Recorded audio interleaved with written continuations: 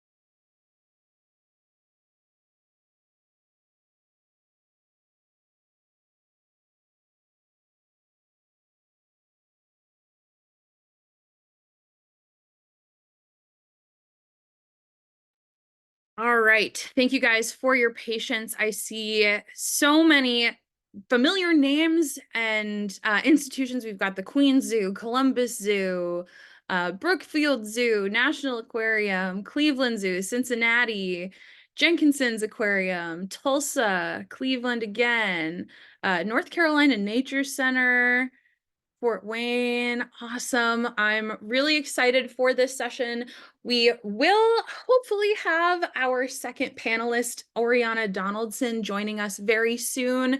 Again, just a couple of technical issues this morning, unfortunately, but I do not want to hold us up much longer. So I'm just going to start moving through our beginning part of this session. So again, I see many familiar names here. I think that a few of you at least have been able to join us for at least a couple of our previous sessions. But if you have not been able to, all of those recordings are available on the YouTube channel. So with that being said, I highly recommend, if you have not yet already done so, if you did miss a session, go check those out. I can send the link to our YouTube channel in the chat in just a moment. But our general rundown for today, this little welcome, I'm going to introduce our panelists. We'll start the discussion. We'll have a little time for Q&A at the end, and then just a couple of announcements. Just in case some of you guys do have to hop off towards the end of this session, I have gotten a couple of emails and questions from program attendees about certificates of participation. So after today's session, we will be sending out a feedback survey for the program. And if you fill out a complete feedback survey, we will in return send you a certificate of completion for the program. So when that goes out, I believe that survey link should be included in the Zoom email that you receive after this session. If not, I will probably still be sending a follow-up email anyway. So just to get that out of the way so you guys are aware. Really quickly, I am going to double check on Oriana. Give me 2 moments here, and then I will introduce our other panelist.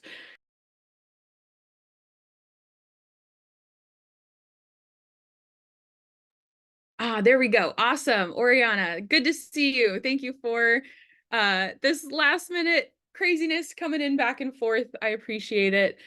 Sorry for that technical difficulty. I don't know what happened. I'm glad that you were able to make it. I don't know what was going on. Zoom is the bane of my existence. We've been dealing with Zoom for almost 4 years now, and it is still just a mess sometimes, but appreciate you being able to make it.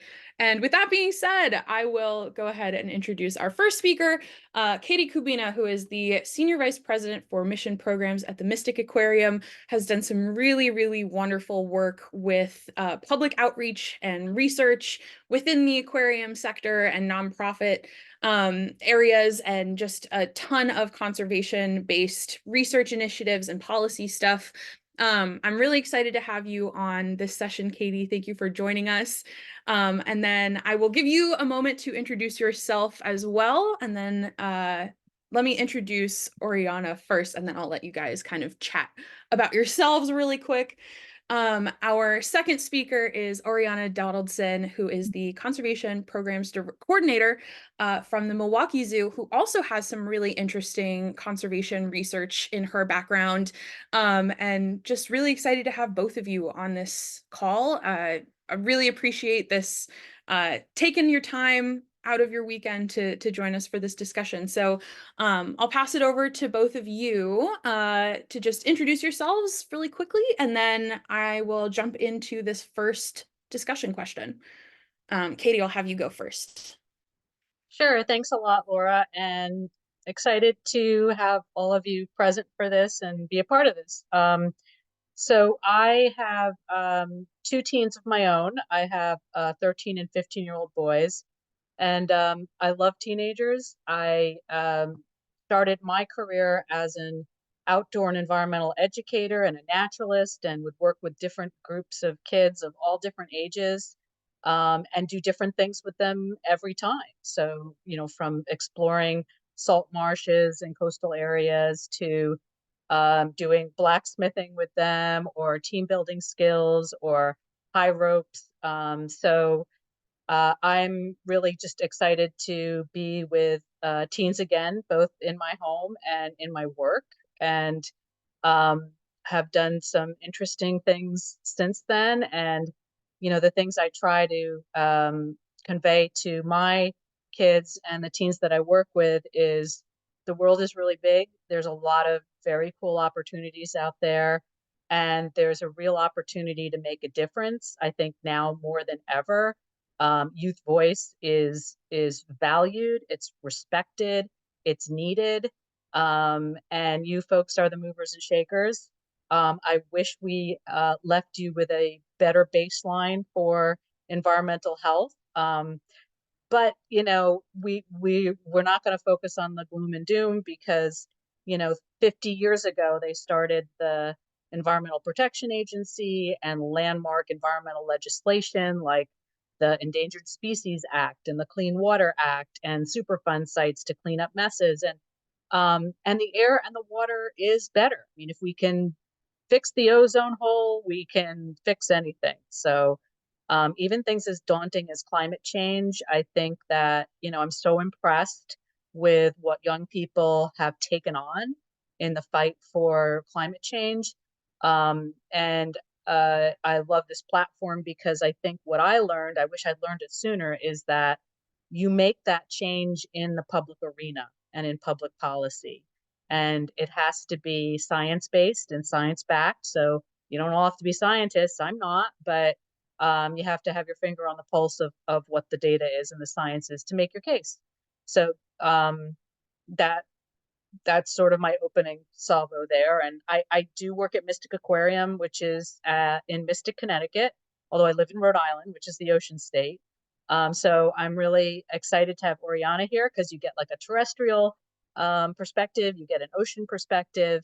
And at Mystic Aquarium, I oversee a bunch of different areas. I oversee our research department, our conservation education department, I head up our ocean policy work and oddly enough, exhibits. So it's a great way to incorporate messages around what people can do and our mission focused work and our conservation work in our exhibits, because we have 800,000 people who come through our doors every day. So between those and the additional 100,000 students and educators that we reach through our environmental stewardship and citizen science and public education programs and all of our traveling programs.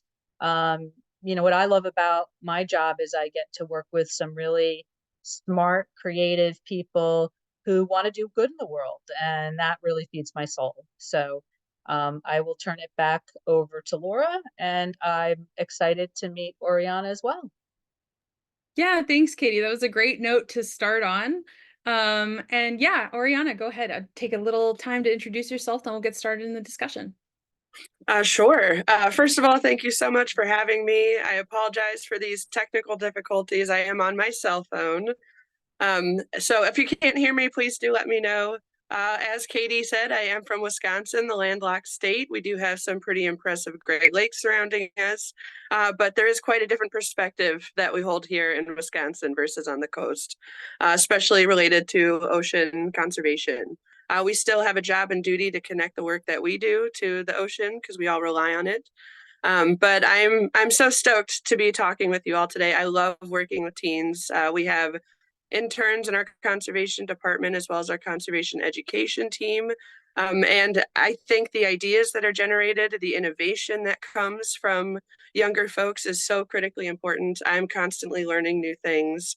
And even in this conversation today, I have some experience with campaigns, and I absolutely love this work and working with people to make a difference. But I think there's a lot of important ideas and things that we can learn together. So I'll kind of keep it short and sweet there. But yeah, I'm excited to dig in and learn from Katie too. Awesome. Yeah, thanks, Oriana, and thank you both again for starting us off on this strong note. Katie, I think actually some of the stuff that you touched on already kind of leads us into this first question. So let me just move this Zoom window out of the way so I can actually see what's on my screen. So the first question that we're going to discuss is, how does building collective power within a movement contribute to achieving a more substantial impact? And that, there's a lot of kind of fluffy words in there a little bit. But what we're trying to get at here is, these two second questions down here. We all have our own individual reasons for going into this kind of work, wanting to make an impact, but how are we able to kind of synthesize our passions and our ideas and our goals into creating this collective power? And how does that collective power actually, when we're even though we have all of these different ideas, how does that actually move the goals of well, I guess, move us closer to the goals of the larger movement? So I will just pass it over to either one of you who wants to take that question first, and we'll go from there. I'm happy to go first and then turn it over. So I think what I would say is it takes a village. No person can move the needle by themselves. And so any campaign or any environmental goal that you have, you need to bring in all different kinds of stakeholders. So I I work at a really big aquarium, but there's a lot of people focused on all sorts of things. So I think the best way is to maybe kind of give an example of where we were successful in moving the needle. And so our mission is to inspire people to care for and protect our ocean planet through conservation, education, and research. Ocean conservation depends on a lot of things, but it certainly depends on creating strong protections in the ocean. And so the way you do that is by creating marine protected areas. And there's like a whole continuum of how these areas are protected. So much like if you go to a national park, there's things that you can do in it, there's things that you can't do in it. I was just hiking on something called a Arcadia management area. So that's a forested area. And we heard people hunting, and so we were wearing our orange blazes. And so, areas have different kinds of protections, and that's important, and that's good. But there are some times where you need to protect areas in a really strong way. And so one of our scientists, Dr. Peter Oster, who's a conservation biologist and ecologist, had been studying this place in the ocean, this special place in the ocean, for 30 years. And they were like, this place is really, really incredible. And it's way out there. It's not like, unfortunately, it's not really tangible in most people's minds. They can't really see it and touch it, but it's like 150 miles off the coast of Cape Cod, Massachusetts. But it's like what they call a biodiversity hotspot. So there's tons of different kinds of life. Some of that life is really fragile, like these deep sea corals that can grow as big as trees and be 300 years old. But if you drag a fishing net over it and it knocks it over, what is the recovery rate for that? It's really, really low. So it also supports like all of this big, like what they call megafauna. So there's like tons of whales and dolphins and tuna and sharks, and sea turtles. And so all of these animals use this area because there's like churns up all this nutrient through upwelling and stuff. So a bunch of scientists got together and was like, this is a really, really special place. We should try to protect it. And so what do you do next? So one pathway to do that is to create a national marine sanctuary.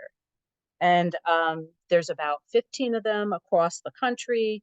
And it varies how protected they actually are. Most of them, they allow commercial fishing and recreational fishing, but most of them you can't do like mining and put like, wind turbines or oil and gas drilling and stuff in them. So there's some level of protection there. What happened is there's another thing called the Antiquities Act, which was started by Teddy Roosevelt, like 1906. So it was a long time ago. And it gives the current president executive authority or the permission to kind of bypass a lot of the process and Congress, and through more like an executive order say, this place is going to be protected. And so ultimately that National Marine Sanctuary proposal ended up being brought to the president, and he was able to protect this area, which is about the size of Connecticut, as a marine national monument. And that comes with it a proclamation. So the president says, this is what you can do in it, this is what you can't do in it. In 5 years, you have to create a management plan. This particular one was going to be co-managed by the National Oceanic and Atmospheric Administration, or NOAA, and the Department of Interior, which has the park system in it, U.S. Fish and Wildlife, etc. So this was designated as the first marine national monument in the Atlantic, and it had really high protection. So no commercial fishing, no oil and gas exploration, and they did say, because a lot of this is about compromise, and that's one of the things in here is you're never going to get all that you want, right? So they wanted this really big area, and they ended up having to shrink the area in order to compromise.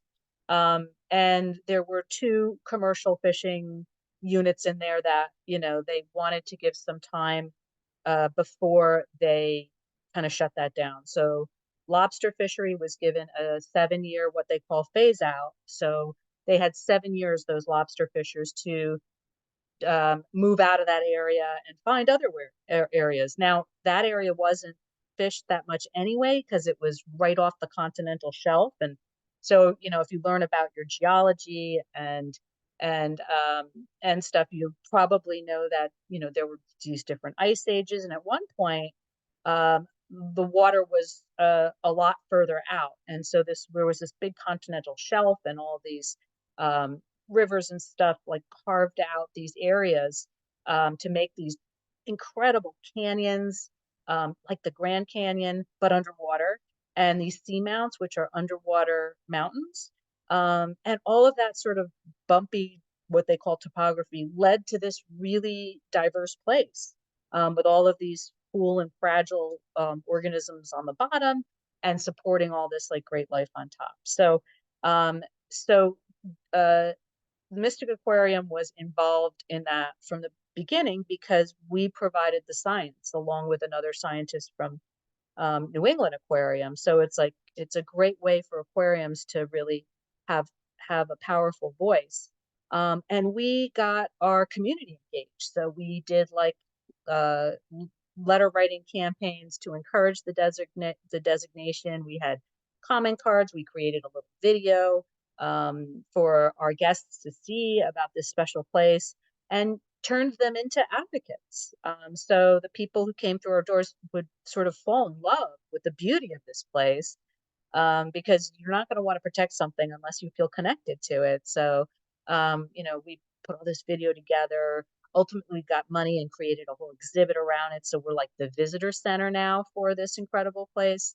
But it couldn't have happened just us. So we worked together with three collaboratives, I would say. One was a group called a New England Coalition, and it included a lot of nonprofit environmental organizations or NGOs, environmental NGOs, and some, government entities, et cetera. And so we all work together with the administration, and that's really big too, and included their council, the White House Council on Environmental Quality. So we met with them.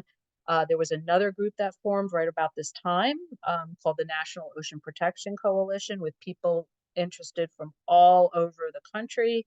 And these people had connections and, a power and a voice.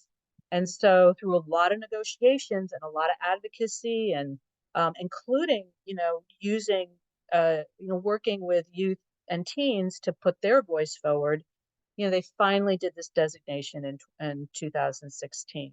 But it wasn't over then, because then there was some lawsuits from some of the commercial fishing entities and stuff. So, and a change in administration. So, we were kind of having to then defend keeping it. And then the protections were restored. So it's a lot of drama. It's really exciting.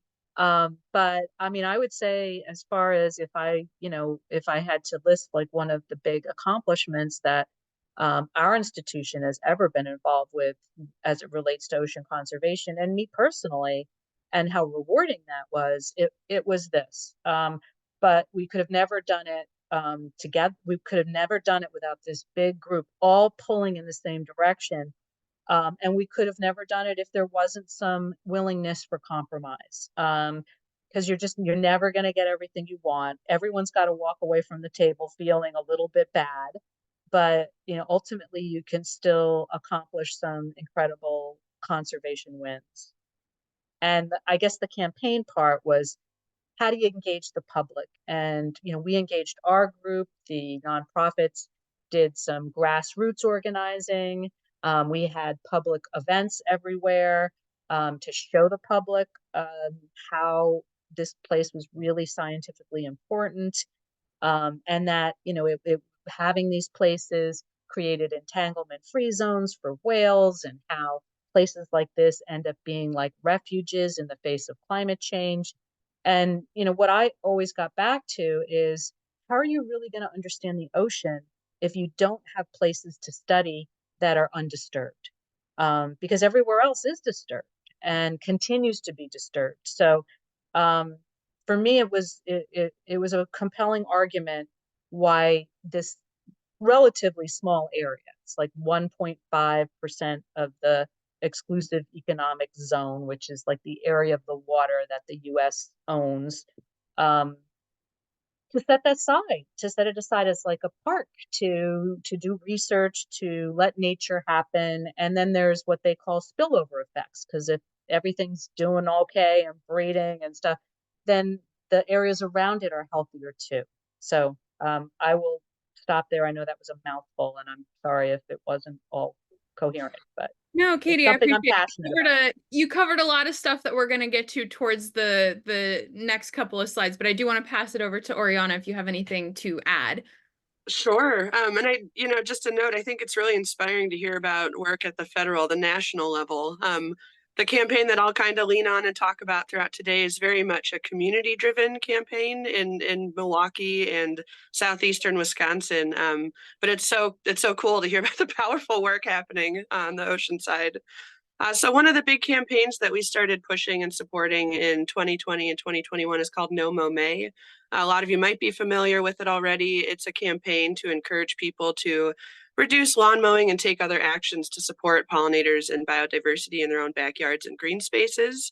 And the reason why we got involved is we are involved in the Rusty Patch Bumblebee Working Group with U.S. Fish and other conservation partners. And some recommendations from the plan for the bee. It's an endangered species. Were to develop habitat and reduce habitat destruction, reduce pesticide use. And so that was kind of our broader goal and the big outcome. And we had heard rumblings of this campaign in other communities of the Midwest, and we thought, well, let's take this on. We've got more than 1 million people coming through our doors. We've got people who are members to our zoo. Like, we really have a voice and an opportunity to spread this message wider. And to really develop habitat and pesticide-free lawns. So that was kind of our North Star. So when I think about collaborating with other people, which is eventually what this campaign really grew to be, was a huge collaboration in our community. It's really, what is that North Star? What is that overarching outcome that you really want to achieve? And then understanding too that when other groups come and they want to participate, when you're doing your research, you're reading online on people's websites. Side note, websites are rarely up to date. So if you're looking for people to partner with, I highly recommend contacting them, reaching out directly to get updated information. Know that certain groups have barriers and limitations to the work that they can do. There are certain groups that maybe cannot get as involved in the policy section. Maybe they're limited by that. So find partners and people who can fill in those gaps. We heard that the city of Milwaukee was actually working on an ordinance to approve No Mow May, and this was after 2 years of doing the campaign. So it wasn't something that we could necessarily take on, but the mayor approved it in 2023. So the month of May, folks were allowed to let their lawns grow wild, and no one was going to get fined. So it was one way for us to partner with them. We ended up providing them with yard signs. So the first 100 homes who signed up for that ordinance got a yard sign from us. So ways to collaborate, ways to make collective decision making, understanding that you all might be coming from a different point too, and you have to respect that. You might be coming from the cause from a different place with different motivations. It's not a competition. No one's more right than the other. Refer back to that North Star, that overarching goal that you're trying to achieve. You're not trying to prove anyone wrong, but that unity that can form from that can be really powerful. So I'll pause there. Yeah, I really appreciate that, Oriana. And I think that leads us very well into the next part of our discussion.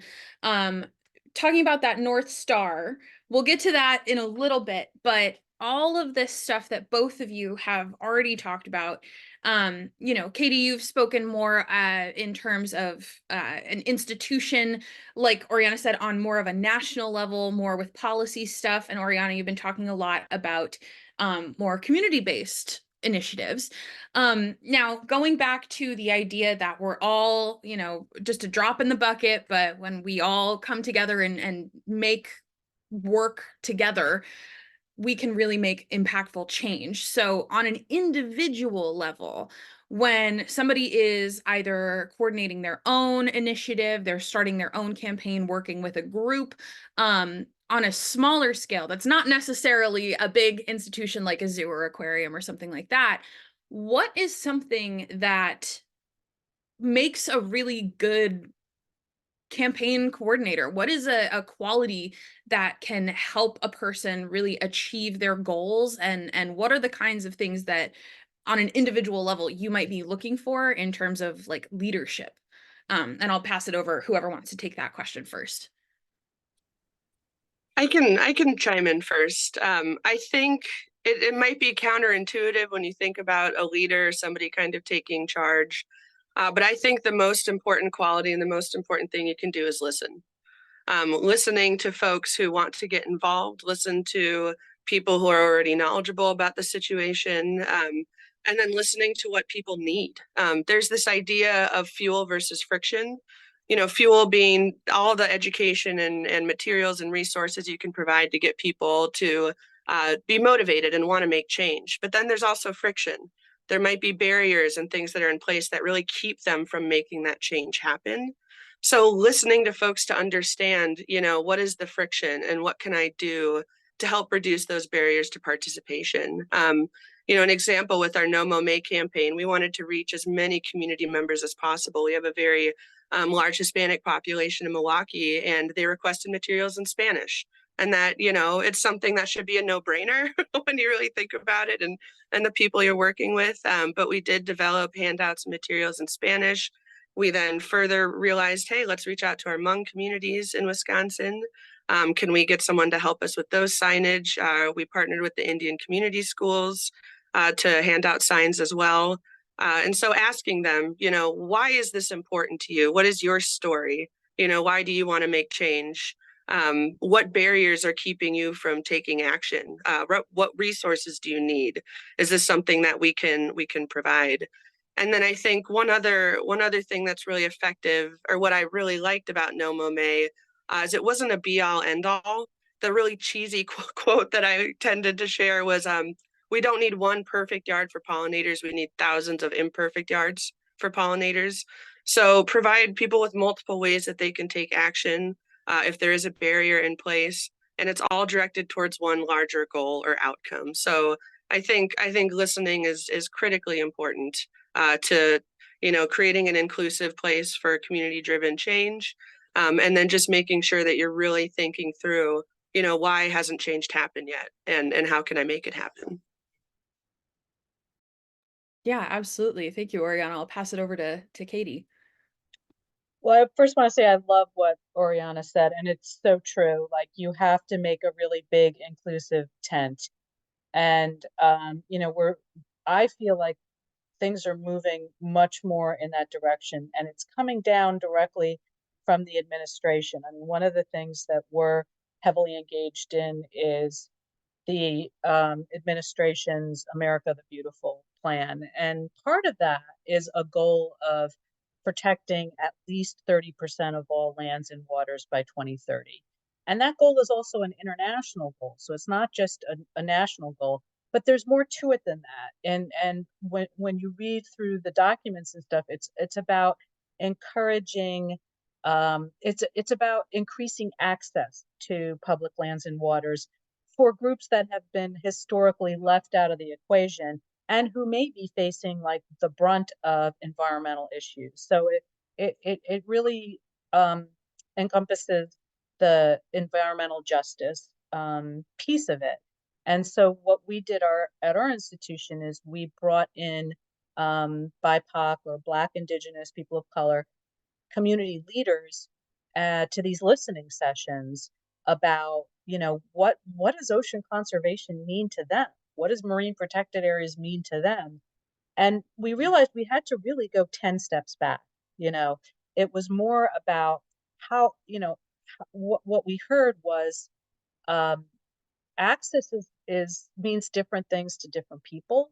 And there's been some fear in going out to nature. So, you have to break down a lot of historical barriers to even get that to where you need it to be. But it's and I love this phrase. It's more than just inviting someone to the table. It's understanding where they're coming from and and and encouraging that in ways that you might not think of. So it's a lot of listening, understanding what people's issues are, and it's not enough to invite them. You have to ask them to dance too. So I found that to be like really, really powerful. But I think in addition to that, what makes an individual effective is humility is a lot of it. No one wants to work with a know-it-all. And nobody does know it all. Like, it's okay to not know. And I think sometimes that's hard for anyone because they feel like they have to be an expert at something in order to lead something. And I always think that good leadership is bringing the smartest people to the table that and letting them shine. So to me, leadership and being an individual as a piece of this is really about bringing the people together, and creating a shared vision that everyone relates to, and that's achievable and positive and have fun. Because if it's not fun, who really wants to be involved in it? It has to be fun. It has to be rewarding. And young people are great at that. I think older people are less good at it. You go and advocate in the halls of Congress, and those people have to deal with awful stuff all the time. So if you come in with something and they feel energized by it, man, you've just made their day. So that's the only other thing I would add. Yeah, I really appreciate that, Katie. You touched on a couple of things that I think are super important. I love Oriana's also just listening. I think that's really, really, really important.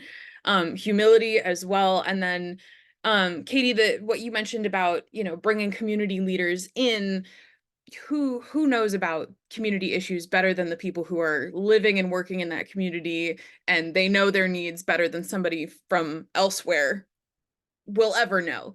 And I think that actually leads us really well into our next set of questions here, which, you were talking about, both of you were talking about, having a team and listening and having humility and what does leadership really look like. So, as a part of that, the team is one thing. So how can we identify and collaborate with potential allies within our communities whilst developing our campaign plans? But just in general, what are some of the other considerations that you have to make when you are developing a plan, especially from the perspective as a young person who, maybe has had some experience helping out with campaigns before, but maybe has never actually developed from the ground up their own campaign before? What are the things that they need to kind of take into consideration when starting their plan?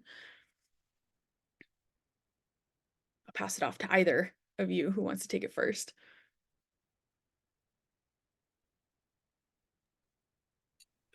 I can't see you, Katie. Do you want to take it or you want me to go first?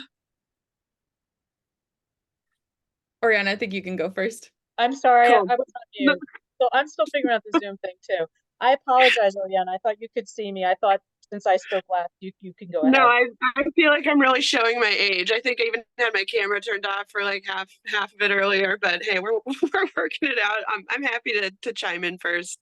I think I kind of talked a little bit about doing baseline research, what is already happening in your community or in the sphere that you're looking to make change in, reaching out directly to folks, asking for more information. And then if you notice that there aren't people at the table who should be there, and that idea of not just making room at the table, but really bringing it to them and going to meet them where they're at. Community leaders are a great place to start. And then I also think keeping in mind that not everyone is going to want to join. People might doubt you. You're new at this. They don't necessarily know who you are or what you're doing. But be persistent. If they're not receptive at first, it's okay. Don't disparage them. Keep that line of communication open. Perhaps in the following year, when you do the campaign again, they're going to be a little bit more receptive once they see how successful your campaign has been. So I think, make sure communication lines are open and also let people approach you. If they want to support and they want to help, really, really let them. And then one last piece of advice that I found extraordinarily helpful for community-led change was working with your local library. Libraries are such a resource. The networks that they have, if you're looking to make change in your community, are just huge. If you need space to meet, that's free. If your funding is low, go to your library, use them. They're happy to help. And this is exactly what they're there for. So we were really able to network and hold certain webinars that we wouldn't have been able to otherwise. So highly recommend working with your libraries too. And then one other thing we did with No Mo May that we found really generated a lot of feedback and people reaching out to us is we developed a searchable GIS map on our website, which allowed you to type in your address and see if your municipality had approved No Mo May in your community. And if not, you could reach out to us and we provide you with resources. So we were getting garden clubs. We were getting, just really passionate community members reaching out for these materials to get it approved. So, putting that information out there however you can, and really communicating that folks can contact you and they can reach out for more information is helpful too. I'll pause there. There's so much more. And the only other thing I would say, it's kind of similar to what Katie said, is you are likely going to screw up. There will be mistakes that are made, but really shifting that perspective into understanding that every mistake is an opportunity to learn and do better next time, and not shut down and become apathetic, because it's bound to happen. So really building on that resiliency and holding on to your reason and North Star for making change, I think is really important. Okay, and now I'll pause. I totally agree with everything that Oriana said. And a few things I would just also consider is find the mentor. Find a mentor for you. They're out there, and they probably would really appreciate having a young person asking them about questions that might be in their area of expertise at all.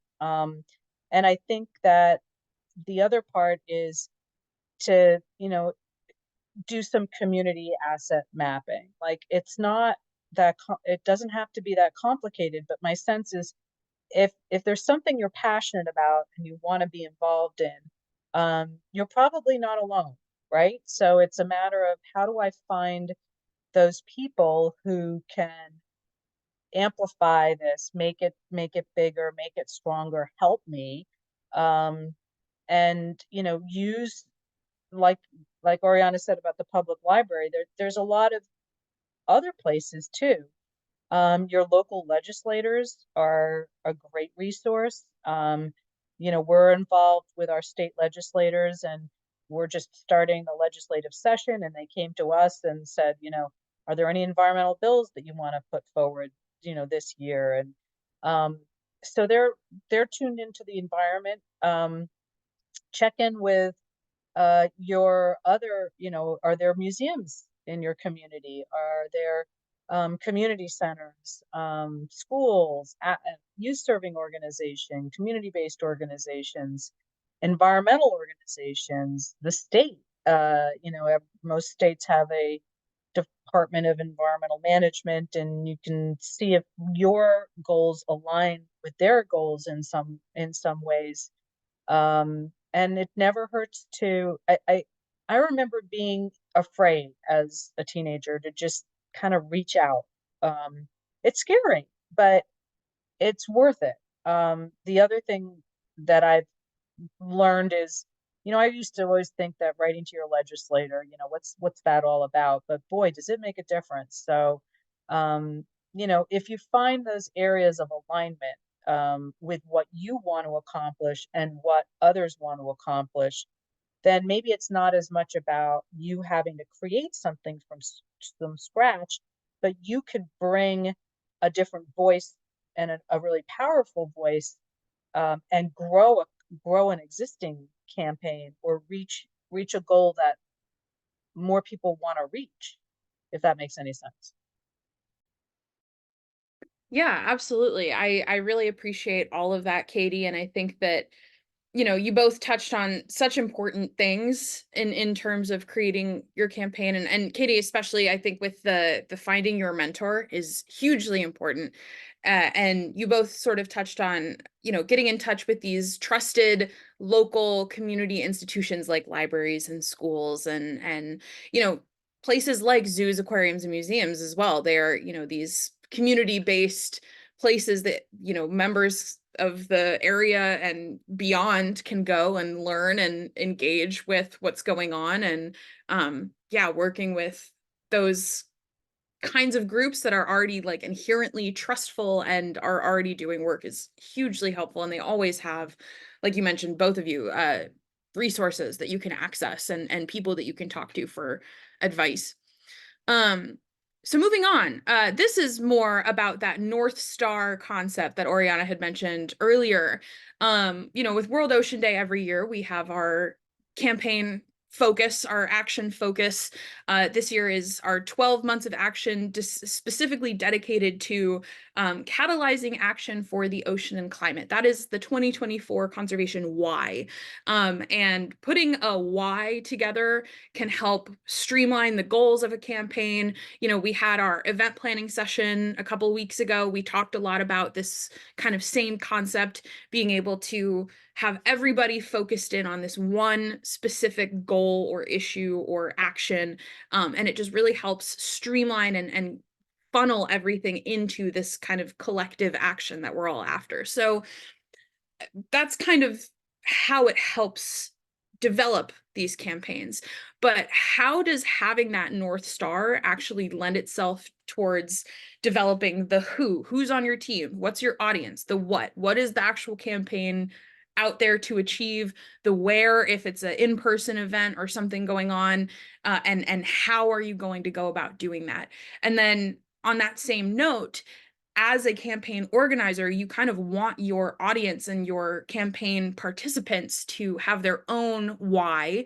That can be their individual why, and they can kind of draw a line between their individual why and the goals of the campaign. So how can campaign organizers help their participants do that? So yeah, I'll pass it off to either one of you who wants to talk a little bit more about this. I guess I'll jump in first, since Oriana might not be able to see me. And I'm not sure if I'm really getting at the question.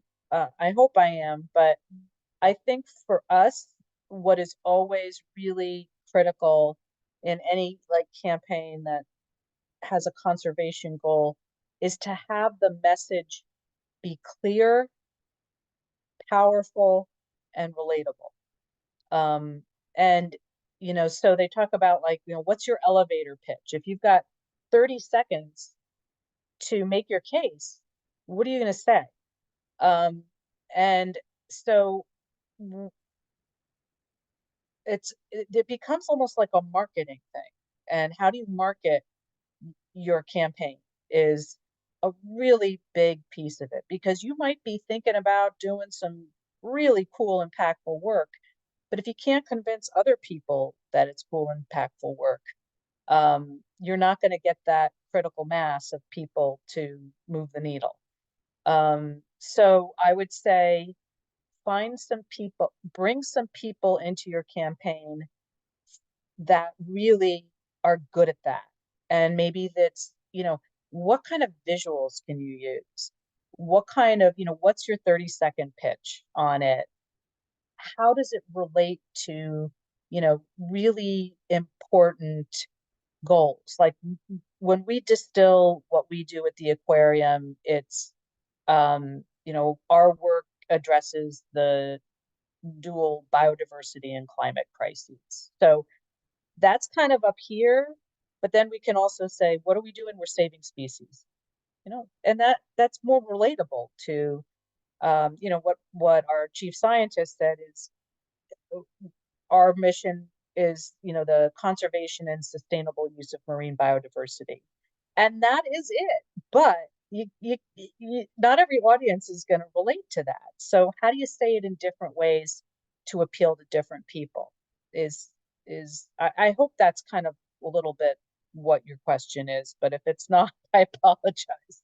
No, yeah, absolutely it does. And we talked a bit about messaging and the importance of having that streamlined storytelling throughout our communications when we're doing events and campaigns. And so it's totally related, Katie. Don't worry at all. And I know it's kind of an odd form of a question, I guess, and kind of broad also. So I'll pass it over to Oriana, because you were already talking about the North Star concept. So how does that relate to you and your work as well? Yeah, I think I even saw a comment flash up on my phone here, and I think that kind of sparked something too in my head, was the idea of everyone has a personal story. Everyone has a connection or a narrative for why they care and why they want to contribute and make a difference. And that personal story that everyone has is critically important to creating buy-in and creating sustainable buy-in that's going to keep them coming back to that concept. For our pollinator campaigns, we also did Leave the Leaves. So that's the idea of leaving your leaves in your lawn because they provide habitat and shelter to overwintering pollinators. And people have different reasons for wanting to participate. If I don't have to rake, I'm not going to rake. That's great. Or, one of the stories that really, really resonated with me that we ended up sharing in our marketing was fireflies. And the fact that fireflies actually spend 95% of their life in leaf litter. And so if you're bagging up your leaves and bringing them to the landfill, that's why you don't have any fireflies. So this idea of like, do you remember when you were a kid and you just saw this lightning, this light show in your backyard? If you leave your leaves, that will come back again next summer. So is this kind of tie-in to memory, to a personal story, to something that might really resonate with a lot of people. And at the same time, you're supporting habitat for salamanders, for butterflies, bumblebees. So I think those personal stories and collecting them is critically important. So having those feedback loops and opportunities for people to share that, whether that's via social media or a newsletter or just talking to people, tabling, outreach, all that sort of thing. And then the North Star, again, is just so important. It helps you plan. I tend to work backwards. There's all sorts of different processes you can use. We use the Smarty planning tool, to really, and you look at the outputs. Okay, what do I want? What do I want to come from this? And then I work backwards in terms of how do we achieve that and who needs to be at that table. So that clear why is so important. And as Katie said, it needs to be clear. It needs to be totally understandable and digestible to anyone who sees it, whether they have their own reason for participating or not. And that individual story, that individual purpose, it keeps the push going. It fights back against apathy, and they can always come back to that reason. So I hope that helps. Yeah, it definitely does. And I see that we have in the chat here some folks. I saw Savannah was prompting people to just share some stories about why they love the ocean. And I love seeing that there's some folks talking about that. And that is very much Awesome. what we're talking about, conservation. Why, everybody has a different reason for why they do things. That's why we, are having this discussion in the first place, is because we want to be able to help all of you guys who are watching this kind of leverage that passion that you have and channel it into action. So let me see. Yeah, let me just double check because we are close to the top of the hour. I do want to have some time for Q&A. I do see that we have a couple of questions in our Q&A. I'm not sure if we can get to all of those, but really quickly, if Katie and Oriana, if you have like quick, I guess, elevator pitch answer for this question. We want to make sure that our campaigns are successful, and we want to make sure that the people who are participating in our events and initiatives are actually getting something out of it. So how do we tell that that's actually happening? How do we measure our impact? Are there any specific metrics or indicators that campaign organizers should prioritize when you assess the effectiveness of your efforts? And then talking about sustaining engagement after the fact, how do you kind of continue any momentum that you've created moving forward so you can continue that action after your campaign is ended? I'll pass it off to either one of you who wants to give like a quick 1.5-minute answer. I'll try and chime in very quickly. So for No Mo May specifically, we had a post May survey that we sent out. We spread it through a press release. I was on local news media, and they happened to share the link for us as well. And we also used an incentive so that people would participate. So if you entered and filled out the survey, you'd be entered to win a bumblebee plush and native pollinator-friendly plants and seeds. And so that got us over 2,000 answers, which is a really great sample size. And we were specifically looking for habitat creation. So did you participate? How did you participate? What is the size of your yard? And then where is your zip code and what region do you live? And then we also asked about barriers to participation, because that would really help us refocus our efforts for the following year. And then the other thing I would say is offer multiple avenues for feedback, creating multiple ways for people to get in touch, whether that's leaving comments on social media. Never read the comments, but sometimes they are quite helpful. So do read them. But evaluating impact is almost just as important as setting the goal. So really looking at that output and how do I get those numbers to tell if we delivered on our campaign. Yeah, One absolutely. All more, right. one Thanks. more Good thing. thinking. So sorry. Make sure you collect their contact information too, so you can Ooh. further sustain that the messaging, and you can send them follow-up information too. Okay, thank That's a huge one. Yeah, thank you. Go ahead, Katie. Yeah, I don't have much to add. I think, it's exactly what Oriana said. I think, like, start local, start small, like do it in your community. I mean, I think one of the best things that we do out of Mystic Aquarium is we engage the public in things like, or like the International Coastal Cleanup, that's a big ocean project thing. And you can say, we collected 500 pounds of trash. Like, that's trash that did not end up in the ocean and did not get tangled around sea turtles or seals and stuff. So that's an easy, metric. And there's an app that any group can use. There's a couple of them, but one of them is like the NOAA Marine Debris app, and you can mark down all of the trash that you collect. And it doesn't have to be by the coast. We do community cleanups, and so let's say that you live in a city, and you have a park. You can do it in your park or in your on your block. So there's, I think conservation starts at home, and you don't have to stray that far to have an impact.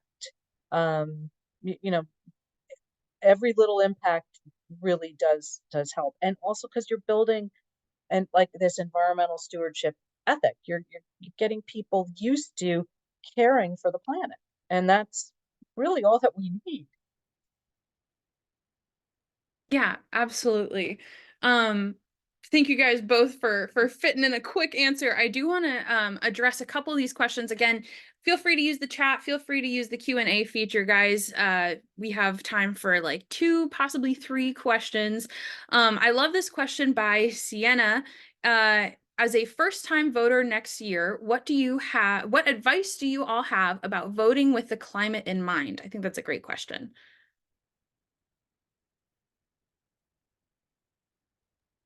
Well, we say vote the ocean.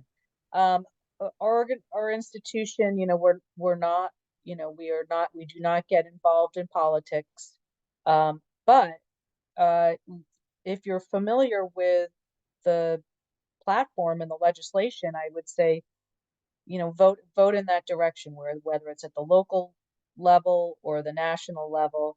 Vote about what's important to you. One of the things that we've been working with the current administration on is something called the Ocean Climate Action Plan, and also the Ocean Justice Plan. So those are things that are important to our institutions. Now, I don't know who at our aquarium is going to vote for who, but I do know who I'm going to vote for, and I think that that's a very personal choice, but it should be informed. So know what you're doing, know who your people are, and what they stand for, and see if it aligns with what you stand for.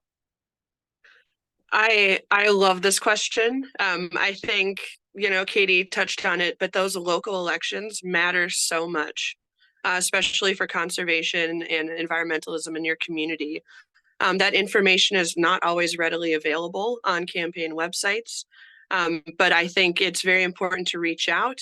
You can push these people to answer these questions when they offer town hall meetings, or or they're asking for questions from community members. Use your voice and ask those questions. Well, what are you going to do to prevent, with us in Milwaukee, lead pipes are a big issue, water quality is a big issue. So get them on the horn, get them on the mic talking about these issues so that other people can, make better informed judgments about voting. So I would just say do your research, but also make sure you're participating in local elections, because that's very important for your local biodiversity. Very much. And just to add to that, local elections, we are living in a pretty volatile political climate currently, and it can feel really overwhelming when we're only talking about federal level policy. But some of the best ways that we can affect change, whether it is using your vote as a first-time voter, or if you're, have already been voting, that's a great way to do it. But if you're not old enough to vote yet, like, you can still impact your local officials. So I really like ending on that note. Honestly, I think that's like a perfect way to like round this out. We are at the top of the hour. We're 1 minute over. So I do want to just quickly remind everybody that if you have missed any of the 4 sessions from this program, all of the sessions will be available on the World Ocean Day YouTube channel. I will get the recording up for this one probably on Monday. And then again, just wanted to remind everybody that we are doing our 12 months of action for January. It was ocean climate literacy. So we have a bunch of resources up on the website about all of that you can share. And then for February, we are focused on environmental justice, and we just posted a bunch of resources and websites, organizations, articles that you can go and read and share that are really important to environmental justice. So definitely be sure to follow along for the rest of the month. And then again, a reminder for certificate of completion for the program. We will be sending out this survey. If you can get your response to us by February 17th, that is 2 Saturdays from today, we will be able to send you a digital certificate of completion for advocacy training. So if you're interested, please feel free to fill out that survey. And last but not least, thank you very, very much, Katie and Oriana, for joining us again on a Saturday, taking time out of your busy schedule to have this conversation with us. I really appreciate everybody who has come along with us on this journey for the last 4 weeks of advocacy training. I really, really enjoyed doing this program again. And as a reminder, we will also have a public version of advocacy training happening at the end of March into the beginning of April. Feel free to join as well. This specific iteration of advocacy training, again, was specifically for youth associated with zoos, aquariums, and museums. This next session is for global youth anywhere around the world doing anything that they can in their local communities to affect positive change. So once again, thank you guys so much for joining us throughout this program. Thank you again to Katie and Oriana and all of our other speakers. Yeah, I'm really excited to see all of you online soon, I hope, and I hope you all have a wonderful rest of your weekend. Thank you again. Thank you, Laura, and thanks everyone for joining. Yeah, thank you so much. And thank you, Katie, too. This is super, super inspiring. Nice to meet you, Oriana. Great work. Yeah, you too. Thanks. Likewise. Thank you, everyone. Have a great weekend. Bye-bye.